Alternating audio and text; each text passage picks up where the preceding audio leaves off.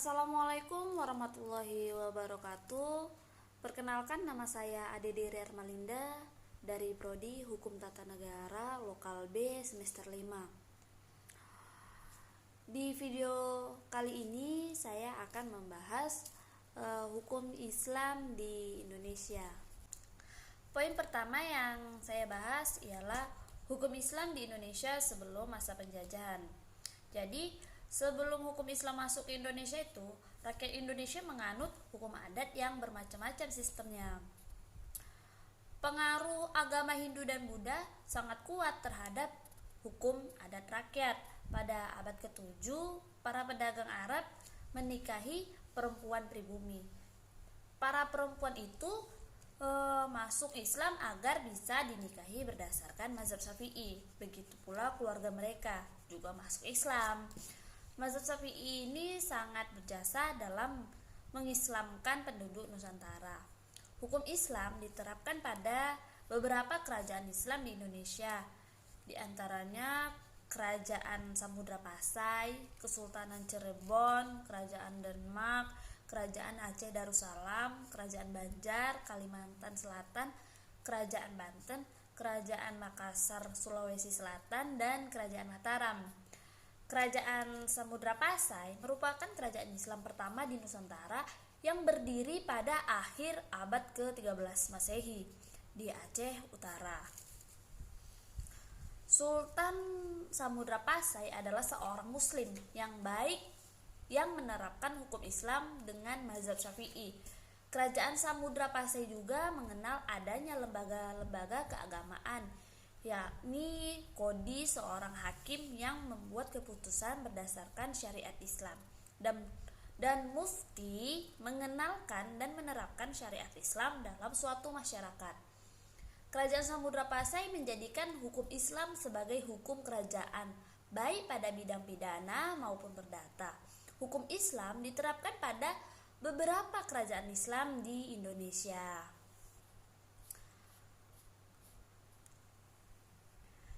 Kerajaan-kerajaan tersebut penerapan hukum Islamnya sama seperti Kerajaan Samudra Pasai, meliputi kodi dan mufti dan bermazhab Imam Syafi'i.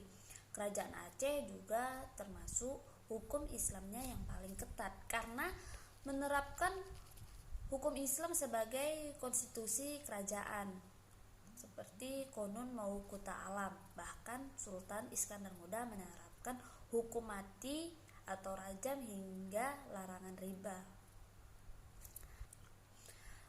Kemudian poin kedua itu hukum Islam di Indonesia masa penjajahan. Hukum Islam mulai terpinggir pada masa Belanda akibat politik hukum Belanda. Hukum Islam pada masa penjajahan kolonial Belanda ini dapat diklasifikasi ke dalam dua fase. Pertama, Belanda memberi toleransi penuh melalui VOC dengan memberikan ruang bagi hukum Islam untuk berkembang secara penuh. Kedua, penerapan hukum Islam oleh hukum adat merupakan periode ketika hukum Islam baru bisa diterima apabila diterima oleh hukum adat.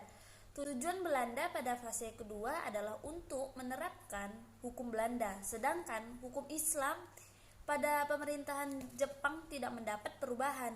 Jepang mengambil keputusan untuk mempertahankan beberapa peraturan yang ada. Poin ketiga, hukum Islam di Indonesia masa setelah kemerdekaan Indonesia. Indonesia bukanlah negara Islam walaupun masyarakat Indonesia mayoritas beragama Muslim. Hukum Islam yang digunakan negara Indonesia ialah pada hukum perkawinan dan hukum waris.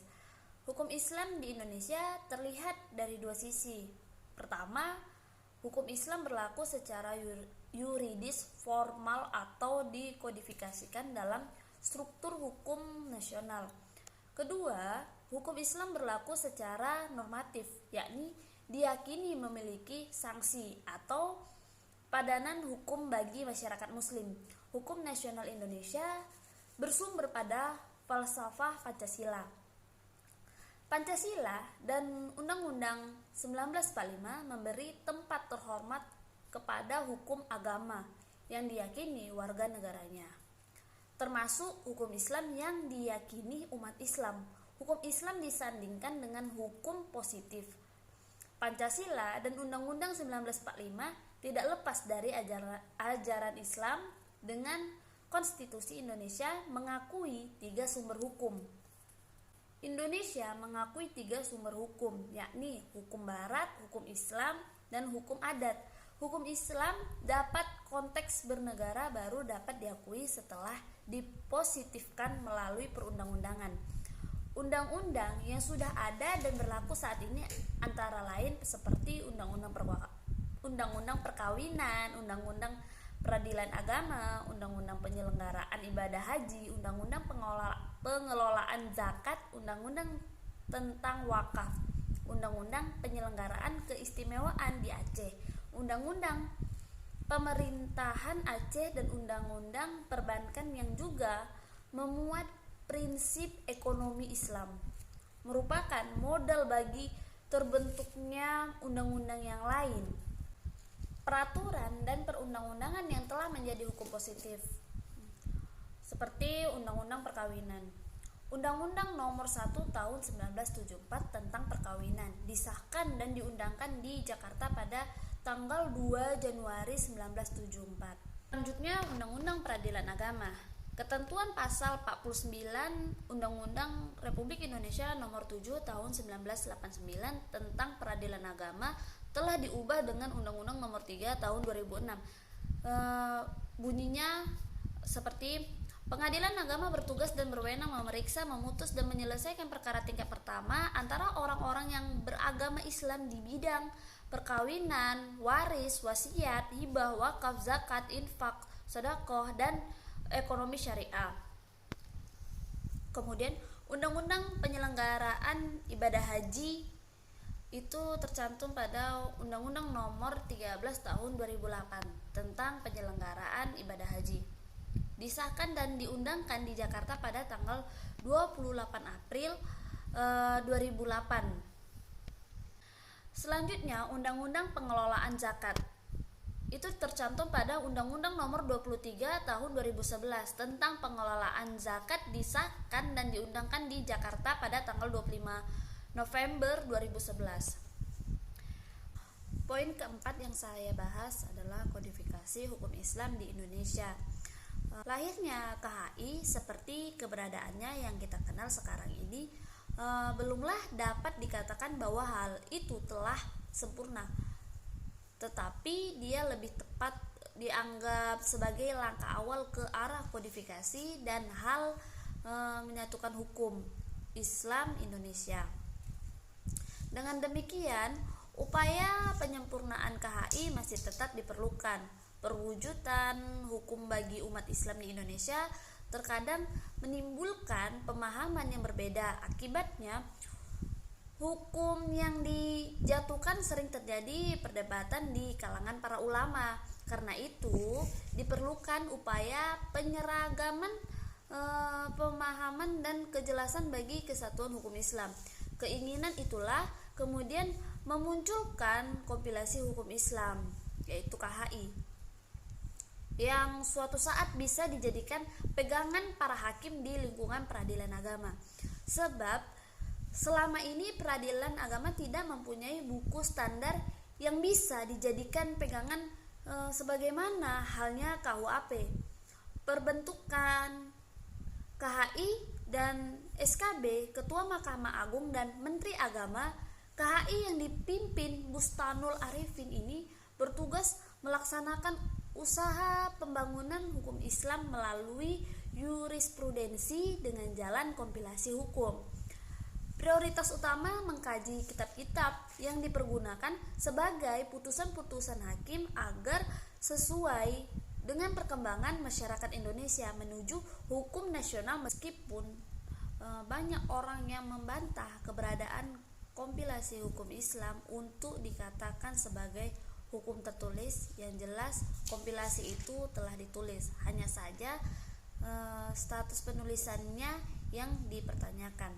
Maka penulisan itu sendiri sudah merupakan suatu upaya ke arah kodifikasi hukum Islam di Indonesia.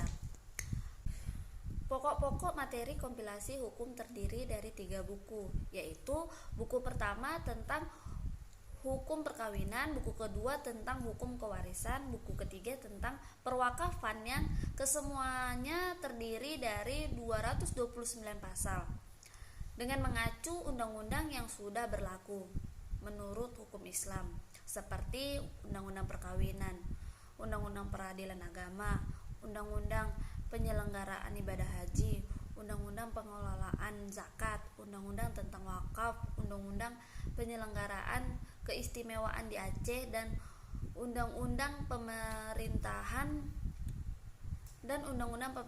Aceh, undang-undang perbankan syariah, serta adanya kompilasi hukum Islam, kompilasi hukum ekonomi syariah. Maka sangat mungkin di masa yang akan datang akan lebih banyak lagi hukum Islam masuk dalam perundang-undangan di negara kita. Sekian, terima kasih. Itulah penjelasan saya mengenai hukum Islam di Indonesia.